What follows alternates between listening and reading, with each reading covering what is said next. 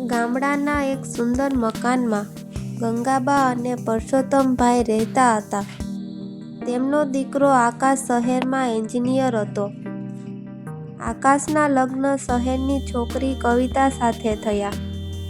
લગ્ન પછી થોડા દિવસો તો બધું સારું ચાલ્યું, પણ જ્યારે કવિતા કાયમ માટે રહેવા આવી ત્યારે બે પેઢી વચ્ચેના વિચારોનો ટકરાવ શરૂ થયો.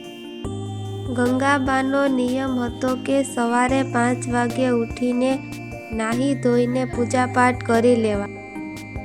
જ્યારે કવિતાને મોડા ઉઠવાની આદત હતી. રસોડામાં પણ ગંગાબાને બધું પોતાની રીતે જ જોઈતું હતું. જ્યારે કવિતા નવી પદ્ધતિથી રસોઈ કરવા માંગતી હતી, ધીમે ધીમે ઘરમાં નાની નાની વાતોમાં ખટરાગ થવા લાગ્યો.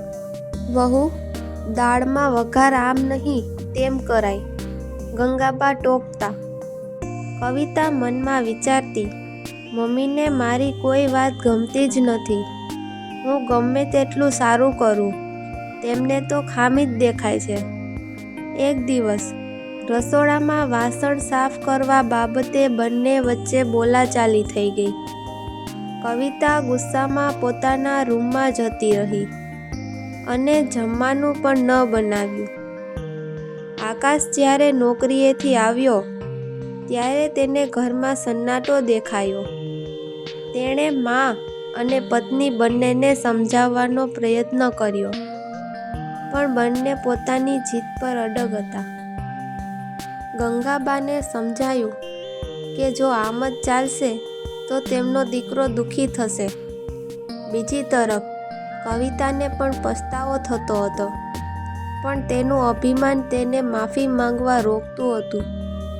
ગંગાબાએ એક યુક્તિ વિચારી. તેમણે બીમાર પડવાનું નાટક કર્યું.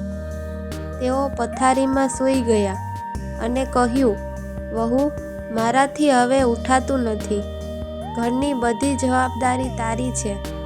કવિતા પહેલાં તો ગભરાઈ ગઈ, પણ પછી તેને હિંમત કરી.